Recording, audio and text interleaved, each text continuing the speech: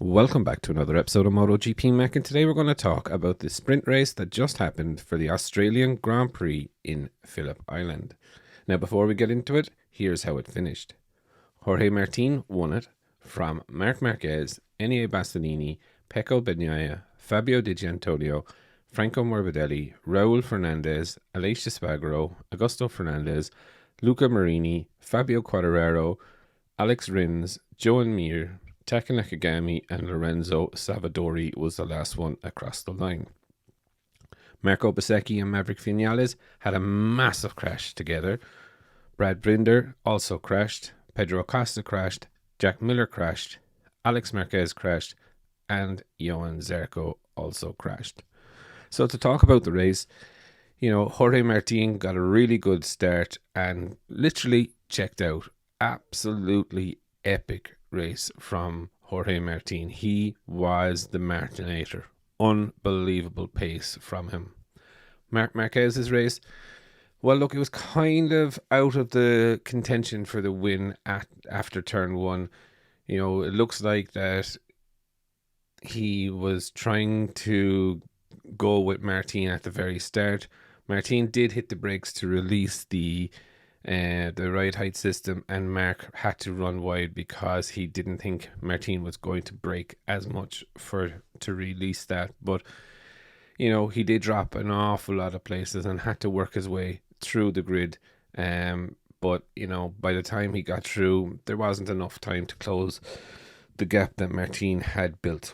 Enea Bastianini also had a really good sprint race, coming from 10th on the grid up to 3rd, and showed no mercy against his teammate Pecco, who Pecco didn't really have an awful lot of pace. It just didn't seem to be there.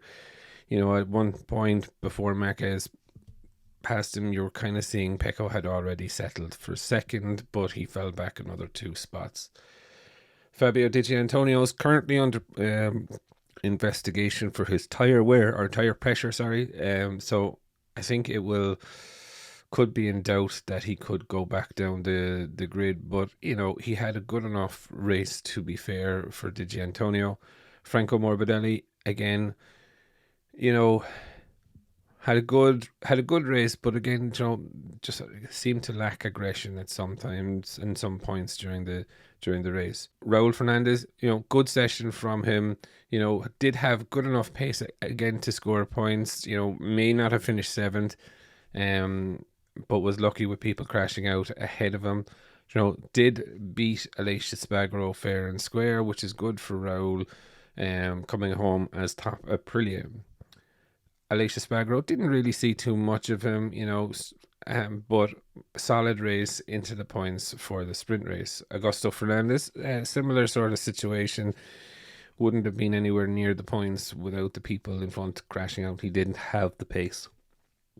Luca Marini wins the Japanese Cup, fair and square too. We'll have to wait and see what happened. Did the Yamaha run out of fuel again? Quartararo, obviously just behind Luca Marini. Alex Rins keeping Quartararo very honest in this one. Rins has taken a bit of criticism over the past couple of weeks, and he is keen to show that he is as good, or if not better at times, than Fabio. Joan Mir, solid race, couple of seconds behind Marini, but again, I would call it a solid race.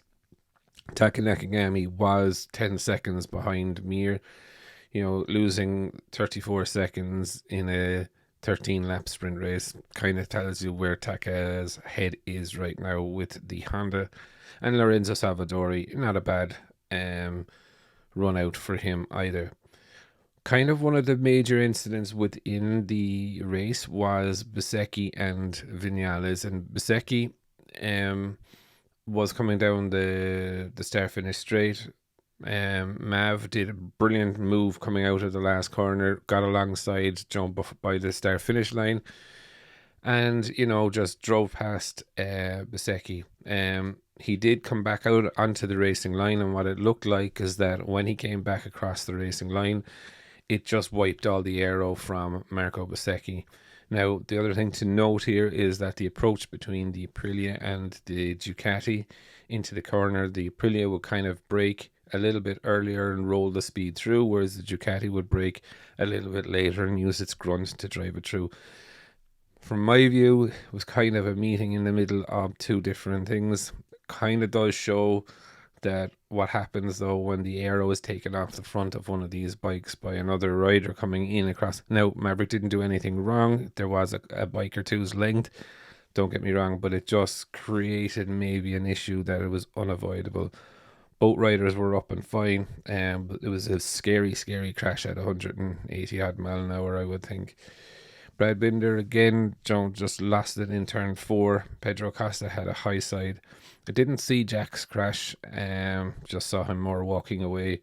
And Alex Marquez and Johan Zarco crashed out pretty early in the race. All in all, look, you just can't beat Phillip Island. You know, the rider can make a difference. There's gusts of wind. It's not an easy track to survive in, but saying that, it was absolutely epic. For me, the only thing I can say of rider of the day has to be Jorge Martin. You know, even if Marquez didn't make the mistake in front, I don't think Mark had the pace to beat Martin today. But I would definitely love to know your thoughts.